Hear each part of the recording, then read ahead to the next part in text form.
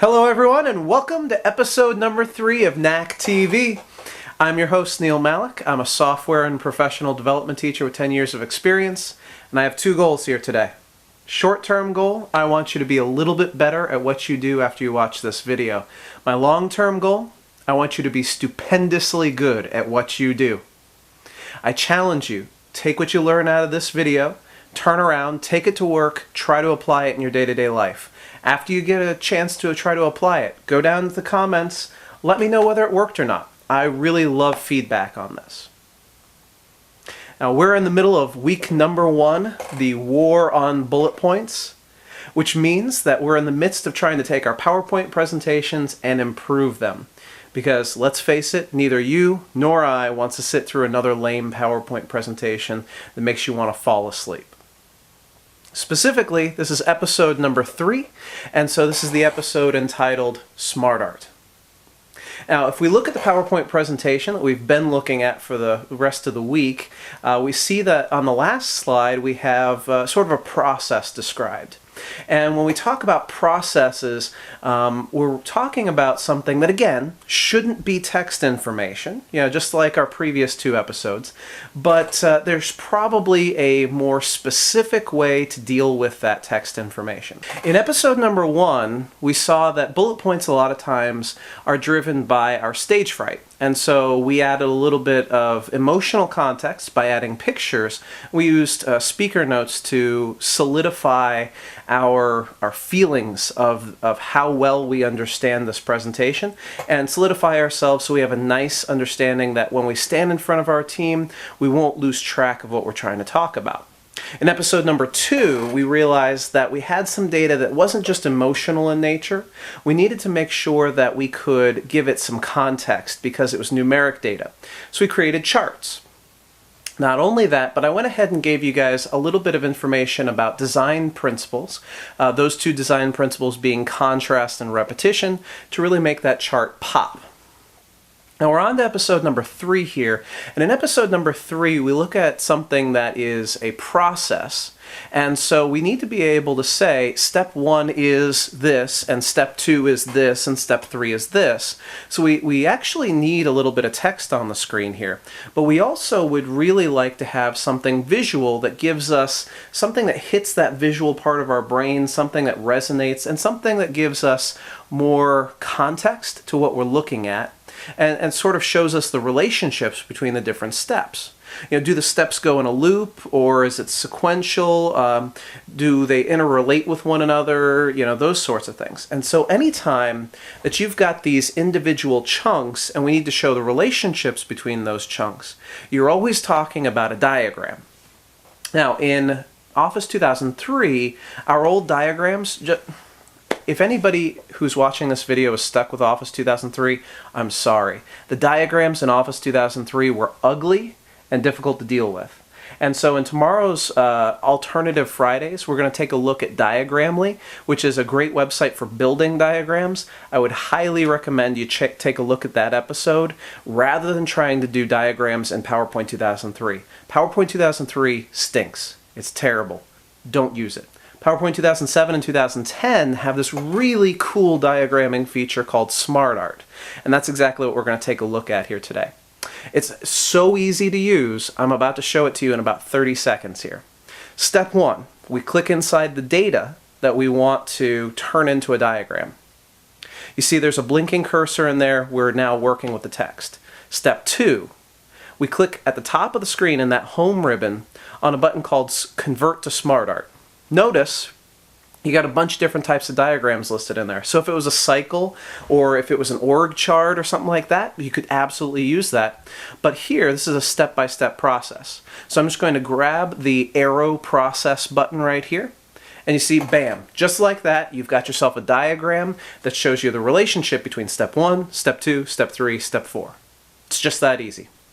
Now, you created a diagram, fantastic. You might want to edit that. Notice your little text box on the left-hand side here. We can just delete some text, or maybe even add a 5th step to the process. Just add a little bit of text to the 5th bullet point, and now you've got a 5-step arrow instead of a 4-step arrow. Wasn't that like the easiest thing you've ever seen in your life? if you want to, just go ahead and rewind this video right now and take a look at the steps there. It was click inside the text, go to your home ribbon, convert to Smart Art button, and just choose the type of Smart Art that works for you. If you don't already have text on the slide, you can always insert a piece of Smart Art and then put the text in. But if you've got a really boring presentation with tons of bullet points in it, you've probably got something that needs to be turned into a chart right now anyway. So go ahead and give it a shot.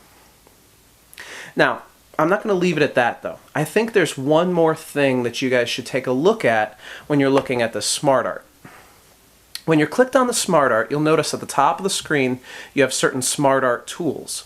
These Smart Art tools are what are called contextual tools, and you can see that by clicking outside the Smart Art and then clicking back inside the Smart Art. When you click outside, the tools go away. When you click inside, tools come back. Just that simple. Alright, so you're clicked on the Smart Art and you notice up at the top of the screen that it says here are the different color schemes that your Smart Art can use. And you click through those options and some of them look really nice. But the question I'm asking you here is, where did those colors come from? Anybody know? So in PowerPoint 2007 and 2010, we have this really nice feature running behind the scenes called the theme of the presentation. And the theme of the presentation holds information like what the color scheme of the presentation happens to be. Now, if you have a corporate color scheme already, go ahead and skip over this part of the video. But if you don't have a corporate color scheme and you're thinking to yourself, like most people do, I don't have enough time or energy to figure out what colors to use, and Lord knows I didn't go to school for color theory, so I don't really know what colors go together in the first place, I've got a fantastic tool for you. So first I want to show you guys where to look to change the colors in your PowerPoint presentation. If you go to the top of the screen, you click on your Design tab, over towards the right-hand side, you will see there's a button there for color schemes. And so you could choose any of those color schemes, and that's what Smart Art would use. But instead, what I'm going to do is click down at the bottom where it says you can create your own color scheme from scratch. Alright, so you go there, and this box that pops up asks you what colors do you want to add. And this is where everybody gets all clenched up. They're not sure what to pick, they don't have any idea how to pick colors that go together, etc. Just walk with me on this one though. You click on the first accent color, you click the little drop down menu, and you see that you can choose from more colors. And you go into this panel here and it says, alright, this color has a red number, a green number, and a blue number. And a lot of people at this point just completely shut down. They say, I can't do this. Stick with me. The red, green, and blue numbers, very simple. That's how much of each of these colors we're going to use. And every color on the planet has a red number, a green number, and a blue number. So all you've got to do is find a service online somewhere that will give you the colors that go together, and then number two, tell you what the number values are for that color. So here's how you do that. You go to a website like color.adobe.com. As you can see on the screen here, color is spelled K-U-L-E-R.adobe.com. And there's no www in front of it. Just type in color.adobe.com. When you get to that website right there, what you'll see is that there are a bunch of different color schemes already laying in front of you. Other people in the community just say, this is a cool color scheme, you should try it out. Definitely go ahead and give those a shot. But at some point you're going to want to say, alright, it's time for me to figure out what my color scheme is. So over on the left you'll see the Create button. You click on that Create button and you can see that you can pick any kind of color scheme you want. The first thing you choose is what kind of rule you want to use when it comes to picking that color scheme. And you know, like monochromatic is like all the same color but just different shades, or complementary will go on different parts of the spectrum. So go ahead and click through those different options, and then in the middle you can click on that little color wheel and sort of spin it around until you find the right colors for you. And then all you have to do is go down to the bottom, and when you found the colors that really work, you see they give you the red, green, and blue color values right there. So all you've got to do is trust that Adobe knows what colors go together, and then copy out the number values and just go ahead and paste them straight into your PowerPoint presentation. And just like that, your Smart Art looks exactly like what your color scheme from color.adobe.com looks like. Isn't that cool? And honestly, it only took minutes, very, very little time to get something that really looked good. Right? That's the important thing here. In episode number 2, I showed you guys that you could, within 30 to 60 seconds, apply the concepts of contrast and repetition to your smart art, or to your charts. And here, I've shown you that in, 2 or 3 minutes, you can use a website online to pick your color scheme for you. You don't have to do any important decision making or anything else like that, except to say, I think this shade of blue looks pretty. And then you just copy the numbers straight out of that website, put it straight into PowerPoint. 10 seconds later, your PowerPoint presentation looks exactly the way you want it to look. There's a goal I have for everybody who watches this video.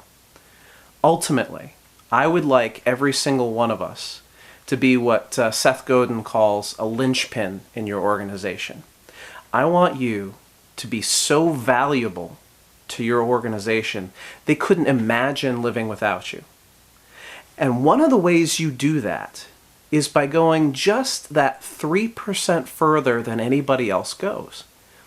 I mean, honestly look at episode number 2 and episode number 3 and ask yourself, how much effort would it take me to apply these 2 concepts every day in PowerPoint or in Excel or in Word? That's what I'm getting at here. In these videos, I want you to see how easy it is, how very, very easy it is to make your presentations a heck of a lot better. All right, that's episode number 3 from me. Thanks everybody for watching. I really appreciate you guys sticking with me through this. To review, in episode number 1, we looked at the concept of creating speaker notes out of the bullet points that would normally be on your slide. In episode number 2, we took it a step further and we represented numeric values using charts. And in episode number 3, we took those same values and represented them in a diagram. In every case, you give your audience something more visually interesting to look at, something that has both more emotional impact and more context so that they understand the relationships between number values or the relationships between different steps in a process. And ultimately, they're given a bit of that visual candy that makes a presentation so nice to sit through. And I think using these 3 episodes, you can make your presentations 150% better. And episode number 4 that's coming up in tomorrow's session, we're going to look at a new diagramming web app called Diagramly. Definitely stick around for that. It's part of what I'm calling Alternative Fridays, where I show you a free way to create much the same product as what you do with paid software. Thanks for watching, and remember, I want you to be stupendously good at your job.